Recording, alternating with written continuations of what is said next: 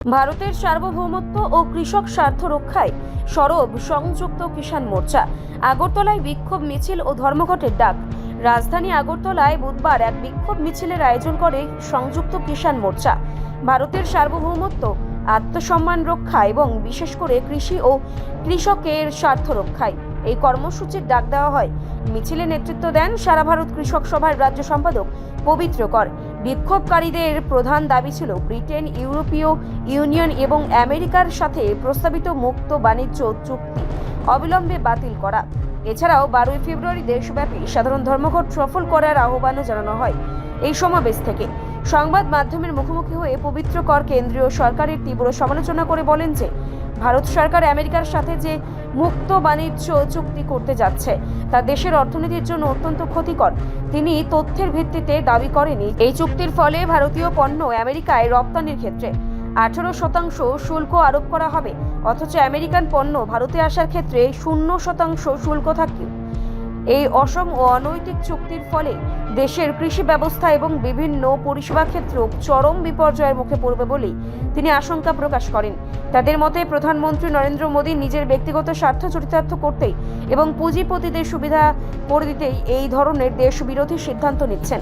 তিনি আরও অভিযোগ করেন যে বিজেপি বাদে দেশের প্রায় সমস্ত রাজনৈতিক দলই এই অনৈতিক চুক্তির বিরোধিতা করছে। এই চুক্তির খবর গোপন রাখা হয়েছে এবং এতে কেন্দ্রীয় বাণিজ্য মন্ত্রী পীযূষ গোয়েল মুখ্য ভূমিকা পালন করেছেন বলে তিনি দাবি করেন। পবিত্র কর অবিলম্বে বাণিজ্য মন্ত্রীর পদত্যাগ দাবি করেছেন। তিনি জানান যে সংযুক্ত কিষাণ মোর্চার অধীনে থাকা 500-এরও বেশি কৃষক সংগঠন এই অসম চুক্তির বিরুদ্ধে প্রতিবাদে সামিল হয়েছে।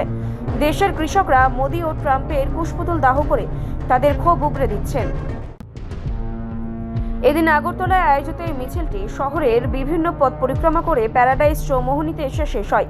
সেখানে প্রধানমন্ত্রী নরেন্দ্র মোদী এবং আমেরিকার রাষ্ট্রপতি ডোনাল্ড ট্রাম্পের কুশপুতলিকা দাহ করে সংগঠনের সমর্থকরা।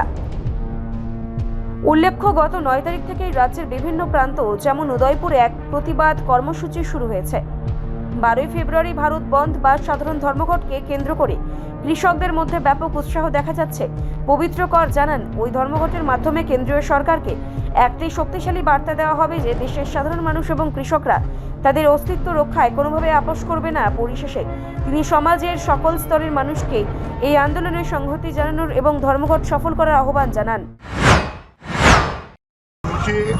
আপনারা জেনেছেন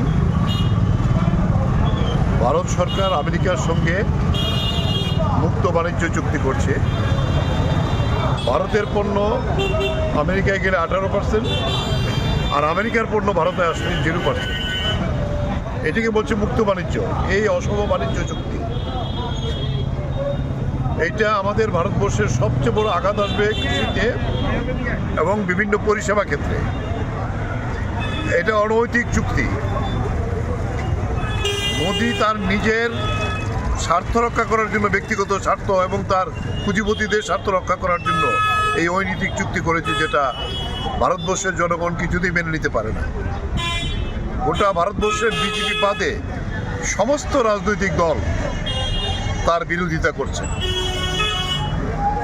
এই নিয়ে সংযুক্ত কিষাণ মোর্চা 5 শতাধিক কৃষকদের যে সংগঠন এই প্রতিবাদের কর্মসূচি জানিয়েছে এবং আগামী 12 তারিখ কালকে যে ভারত বন্ধ হবে, এটা তো অন্যতম একটি প্রধান আওয়াজ উঠবে যে এটা বাতিল করতে হবে। আমরা বলবো এই চুক্তি বাতিল করতে হবে এবং এই চুক্তি গোপনে করার জন্য ভারতবর্ষের বাণিজ্য মন্ত্রী পীযূষ গোয়েল মুখ্য ভূমিকা গ্রহণ করেছেন।